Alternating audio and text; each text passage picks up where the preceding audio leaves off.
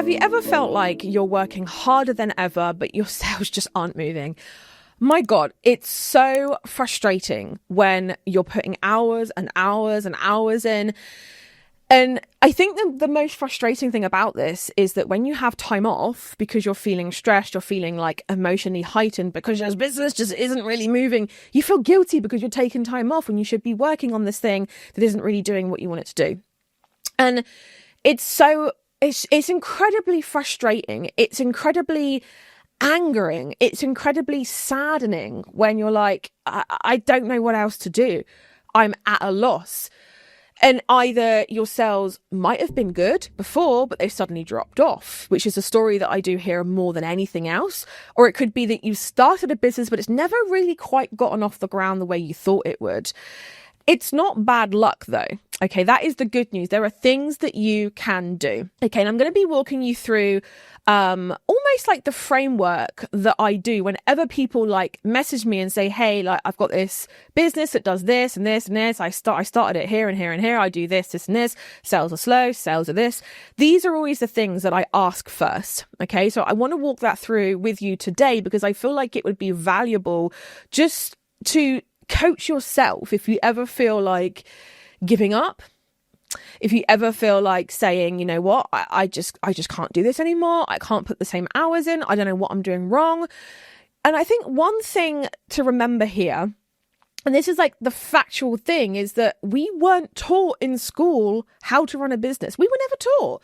I certainly wasn't. I think the only useful thing I was taught in school was how to be creative, but also how to write a check, how to, do all these things. And it's funny how a lot of the things that we struggle with in adulthood are things that were major knowledge gaps in school. I mean, that's a whole other kettle of fish, but it just seems to me that we are getting frustrated with ourselves in things that we don't know how to do. That to me boggles my mind because it's not your fault, What I want to go through is these three things that really is this hidden plateau that every handmade business, every business, to be honest with you, hits. So today, I'm basically going to walk you through how to spot it and how to start breaking through. So the plateau that I'm going to talk about here, and I've got some notes here, so if you see me looking down, if you're watching the video version of this, that will be why. Please don't think I'm like checking my phone. I'm filming this on my phone, so I can't check my phone. So ADHD brain is not engaging with my phone today. So like I said, this whole plateau thing, it sneaks up on you. And this is the most frustrating thing, is that you're trotting along nicely. Maybe 1 week it's a little bit down. You're like, okay, fine. The next week it goes up again. And then the week after that, it's like a little bit more down and a little bit more down and a little bit more down. Before you know it, it's 6 months to a year later and you're like, dude, seriously, like what's going on? And then you try to fix it. It doesn't fix it. It makes it worse, or maybe it gets better for a little bit of time and then it just goes back down again. And I completely feel you there. So basically all this to say, at first you see growth and then things stall and then you panic. You go, oh my God. And you start doing more.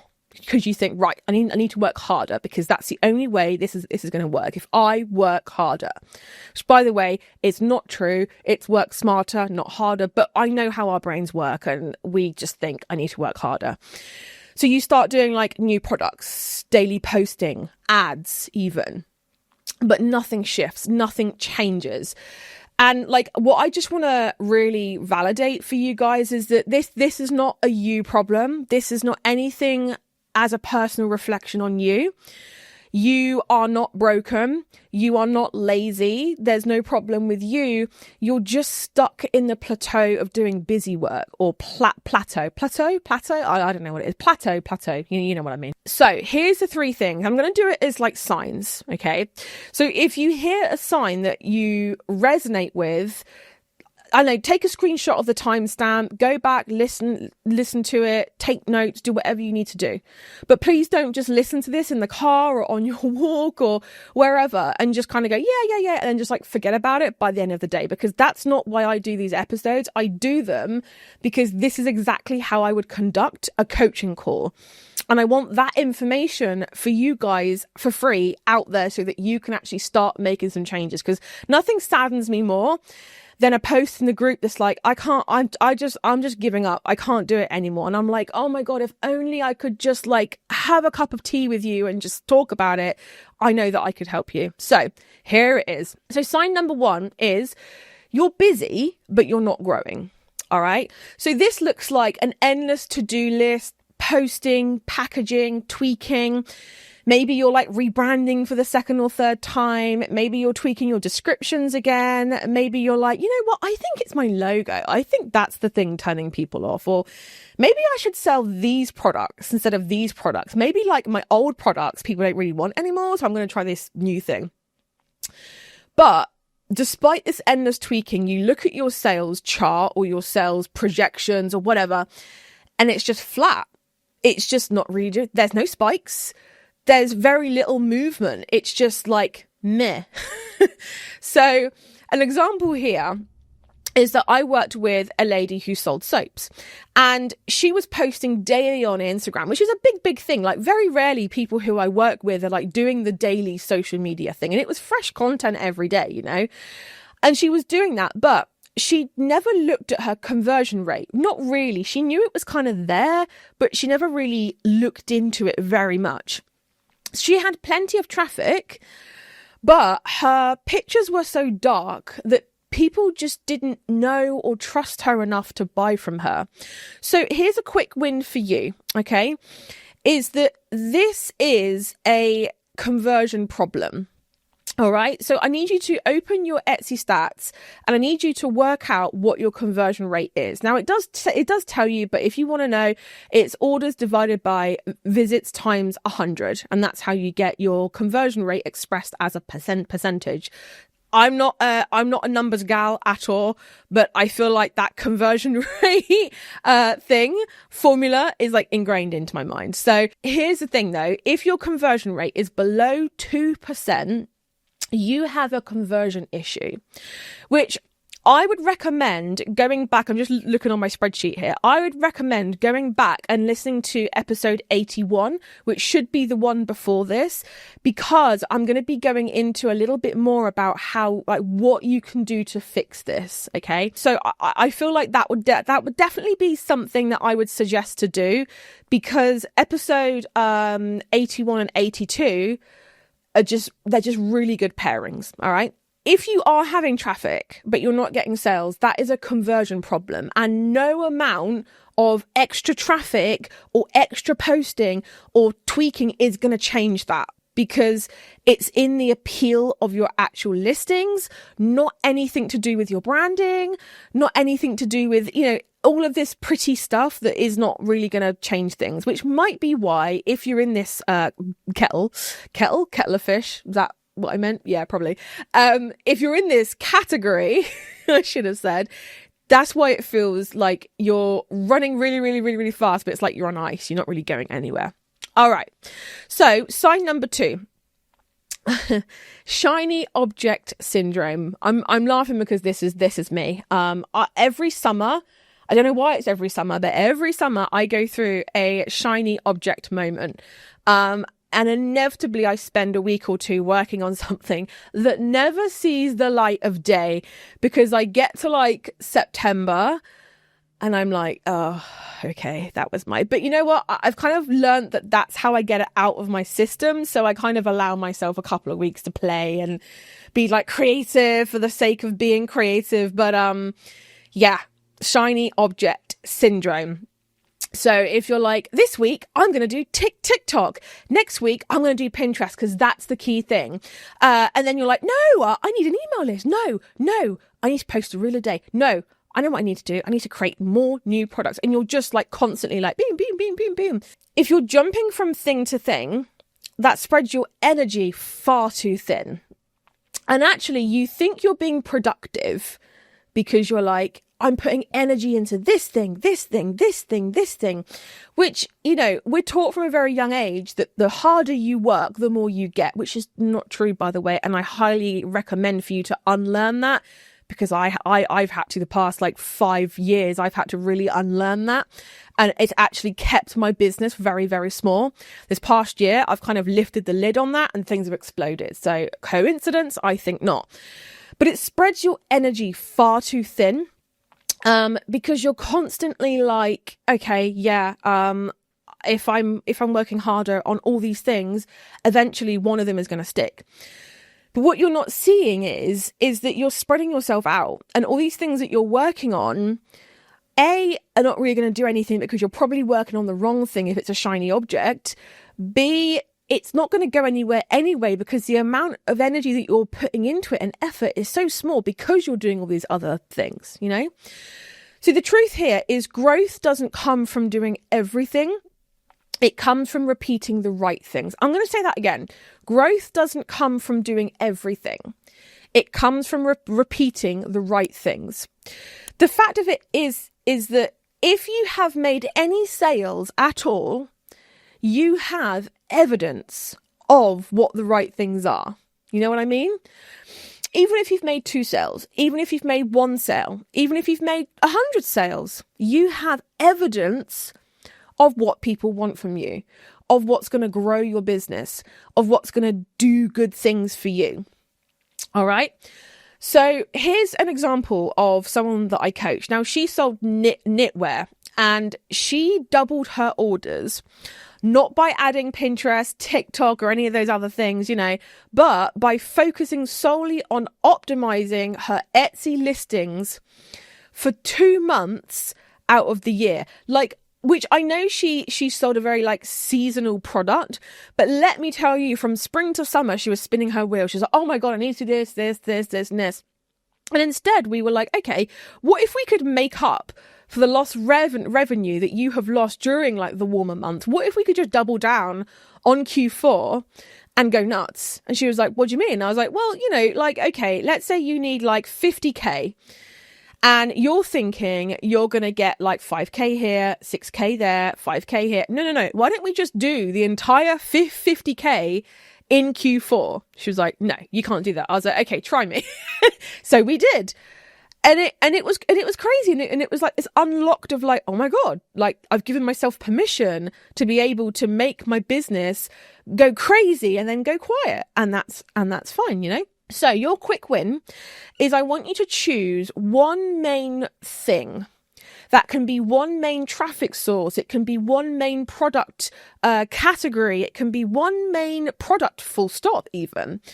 One main thing. Do that for the next 30 days. Like actually commit to it.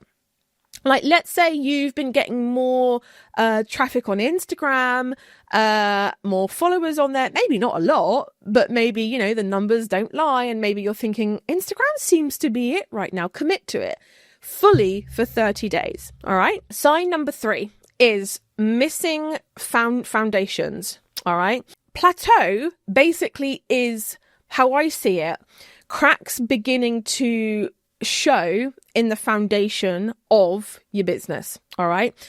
So that can be things like an unclear target audience, weak pricing, inconsistent photos, not niche enough or too niche.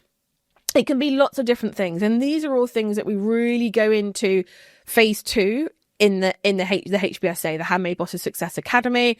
Signature course. It's a massive course. It's a complete A to Z of everything you need to take your business from 0, nothing, zilch, to consistent 5-6 figure years, months, whatever you want on Etsy, your own website, and with in-person events. So we're not just an Etsy thing over here. We're your own website, and we encourage you to do like wholesale and trade shows and craft fairs and all those kinds of things as well, if you want to. So that's where we really dig into that foundational stuff that a lot of people think, oh, I've been doing this for 2, 3, 4, 5 years. I don't need to go back and redo those. But when you have a plateau, that's the cracks beginning to show. And that rhymes. I love it. What I want you to do is to, if you are kind of in this moment where you're thinking, yeah, that resonates with me, like I'm really feeling like there's some things that maybe I've lost along the way. Maybe my business grew to a point where I forgot to check my target audience. I forgot to adjust my niche. I just didn't do those things. This probably is you. an example here is I coached a lady who thought that she needed ads, and she was like adamant that she wanted me to teach her how to do Etsy ads, which I was fine with. But in reality, her prices were so damn low that she could not afford to scale her ads. She just straight up could not do it. Now, she was making sales, but she wasn't making any money. She wasn't making any profit, and profit is the lifeblood of any business. Once she repriced, which is a basic foundational thing, her plateau broke. The glass ceiling just shattered because she was finally making profits, and people trusted her enough to buy from her because her prices reflected what her product was. And I feel like a lot of people who might be listening to that right now and go, yeah, right. Like, if anything, I have to undercharge on freaking Etsy because there's like people snapping at my heels, like charging 60% less than I do. What I would say to you is that handmade product businesses, people on Etsy, anywhere handmade, were never designed to compete on price. Do you see like Rolls-Royce handmade cars? I'm not entirely sure if they're still handmade, but let's just roll with that example. Do you think they're worried about Kia making cars for like 30k when there's like 500k? No. They couldn't care less because they're in different leagues, you know? Do you think people who make handmade chocolates are like concerned about Cadbury selling a bar for £1? No. So why are you? It's a complete different league. Handmade products are never meant to compete on price. I promise you that. So if you are charging low prices, it could actually be hurting your business because people just don't straight up trust you enough because they see your prices being so low. It's kind of like seeing a brand new iPhone for like half the price that it is in the shop. Your immediate reaction is not, oh yeah, let's go and buy that. No, your immediate reaction is scam alert, avoid. And that could be what's going on with you if you're trying to undercharge. So a quick win for you guys is audit your foundations. Look at your pricing, your photos, your shop policies, your niche, your target audience, your branding, all of those things, your sales copy even. And that's all before we start talking about how to rank in SEO and all that kind of stuff. And if any of them feel shaky, fix them before adding more traffic. Because otherwise, if you start focusing on, I need more traffic, more, that's only going to increase because your foundations within your business aren't there. Okay? The big picture view that I want you to take is that plateaus do not mean that your business is failing. It doesn't. As an outsider looking in, I see it as like a little, like your business holding up its hand and saying, I need some medical attention before I go for like a 20-mile hike. I need like some anti-bac gel or like a plaster on my like blister, or I need to like sit down and have a drink first before I go on a 20-mile hike, you know? It's not like, that's it, I'm just going to give up. I'm just going to like lie here on the bench. Leave me alone. Just leave me here. You go on your 20-mile hike. You know what I mean? It's not that. It doesn't mean that your business is going to fail. It means that your business is giving you a signal that you need to do some like stuff before it can scale. And when you learn how to spot them, which I hope now in this video you've begun to spot the signs, you can break through faster without running yourself into the ground, without burning out, without, you know, having all these like heightened emotions that make you feel like giving up. So your homework is, and this is an interesting one, and I would love to hear from you in like Instagram DMs, in the comments, wherever you are watching / listening to this. Let me know how you get on with this task. So I need you to write down the last 5 tasks that you did for your shop. And I want you honestly to mark each one as busy work or growth work. Now, side thing here is growth work should result in sales. Busy work kind of maybe might do eventually, but not really sure. And that's how you can tell. And then circle one of those 5 things that you've written down as a growth task that you are going to repeat every week. All right. So it's a bit of interesting one, because I feel as if it's definitely something that I think is going to highlight to you whether you're doing a lot of busy work or a lot of growth work. All right, I've yapped enough. Thank you so much for you guys joining me, listening, watching. Don't forget to subscribe on YouTube, on the podcast, wherever you are consuming this. And yeah, thank you so much. And I will see you this time next week for another episode of the How to Be a Handmade Boss show. Thank you so much for tuning in today. If you love this episode, make sure you hit the follow button so you never miss the next one. And also, why not come and hang out with me on Instagram? It's at Handmade Bosses for daily tips, behind the scenes. And also don't forget, you can catch the video version of this podcast over on YouTube too. Until next time, keep going towards your handmade business goals, boss, because the world really does need those special creations that only you can make.